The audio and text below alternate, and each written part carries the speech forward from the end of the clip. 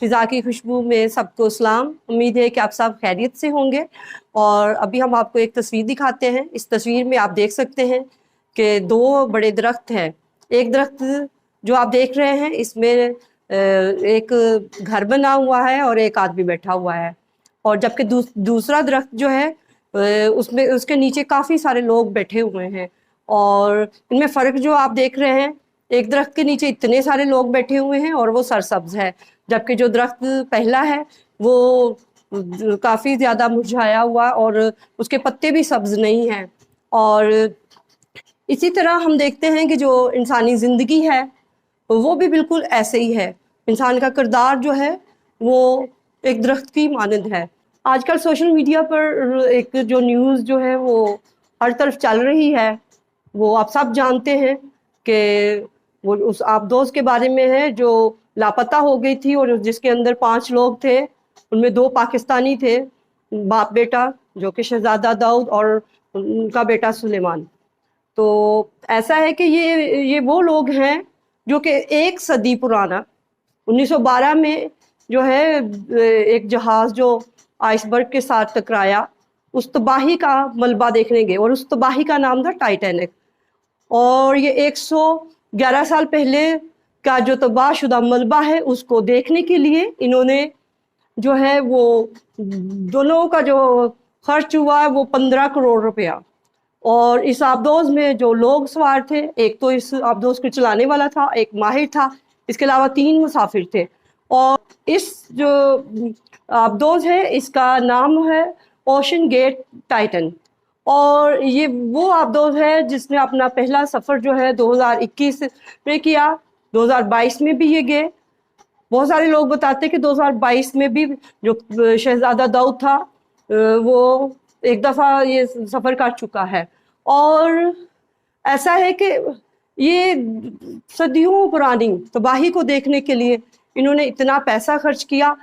पैसे की तो कोई बात नहीं, लेकिन सबसे अफसोसनाक जो वाक़या पेश हुआ कि एक ही घर के 2 फ़र्द थे जो कि अपनी कीमती जानें गंवा चुके। और दूसरी तरफ हम देखते हैं कि शहज़ादा दाऊद की जो बीवी है उनका कहना है कि 2019 में वो एक सफ़र कर रहे थे हवाई जहाज़ का, और वो जो एरोप्लेन था वो एक खाई में गिर गया और मौजज़ाना तौर पर वो जहाज़ में जितने भी लोग सवार थे वो सारे बच गए थे। जब आपको नई ज़िंदगी मिलती है या एक जहाज़ जो कि हादसे का शिकार हुआ और उसके सारे मुसाफिर बच गए, तो इससे हमें क्या नज़र आता है? जो हमारा रब करीम है वो सब कुछ करने पर कादिर है। और टाइटैनिक जो है बनाने वाला जो था उसको इस कदर तकब्बर था कि उसका कहना था कि खुदा भी इस जहाज़ को तबाह नहीं कर सकता, लेकिन ये जहाज़ जो था ये अपना पहला सफ़र ही मुकम्मल नहीं कर सका। जो है हम देखते हैं कि मार्च में जो है वो एक कश्ती जो थी वो इटली जाते हुए वो टकरा गई और वो हादसे का शिकार हो गई। बहुत सारी कीमती पाकिस्तानी जानें जो थी, नौजवान जो थे, जो सरमाया था, वो क्या है जी, वो मारे गए।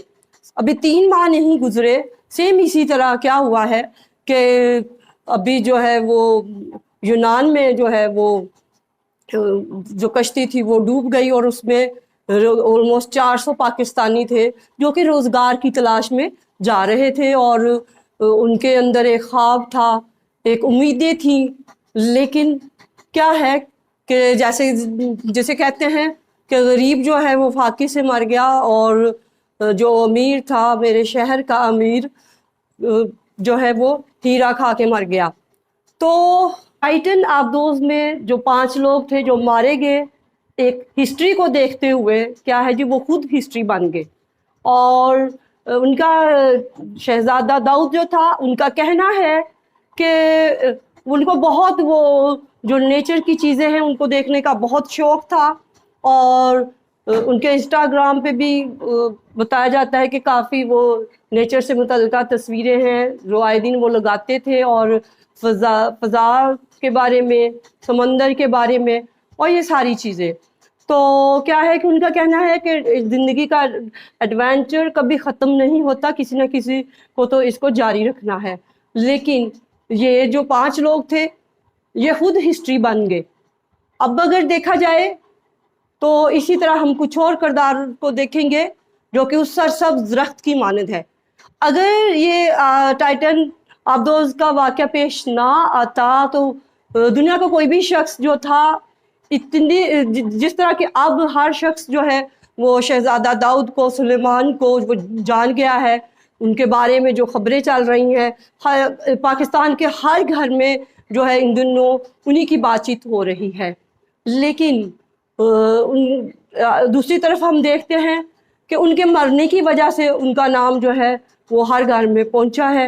लेकिन अगर इंसान सरसब्ज़ दरख्त की मानद बन जाए, जिस तरह के हम देखते हैं सर अब्दुल सत्तार ईदी साहब थे और उन्होंने अपनी ज़िंदगी का जो हिस्सा था वो इंसानी जानों को बचाने के लिए, उनकी मदद करने के लिए और ये अपनी सारी ज़िंदगी वक्फ कर दी।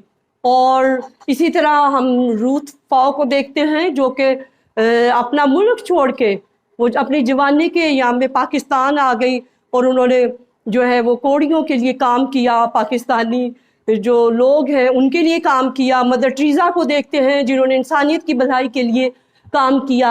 ये वो सरसब्ज़ दरख्त हैं